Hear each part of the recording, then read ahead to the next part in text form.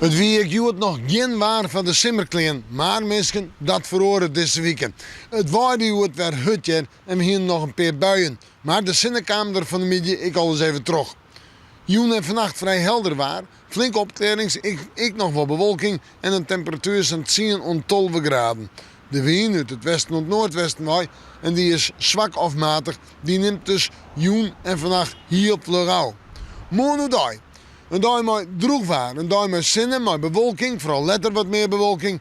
En de temperaturen zandje en 19 graden. Dat is een te lege temperatuur voor deze tijd met hier. Maar het positieve is dat het droog is. Het waait net al te hut, een zwakke, matige wind, west-noordwest. En daar toch kind wat warmer aanvielen. Dan terug naar de joentijd in de nacht, meer en meer bewolking. En dan komt het warme waar komt eraan. Nou ja, op waasje nog net. Joggetje, misschien 20 graden, een beetje ruim, bewolking. Toonsje, zinnen, simmerwaar, simmerwarmte, 24 graden gemiddeld. Kan op plak maar 25 of 26 graden worden, verder op de provincie. En dan de reactie op vreed. Nou ja, maar zo'n 22, 23 graden. Nog altijd een simmerwarmte, maar ik een aantal pittige ruim en tongerbuien.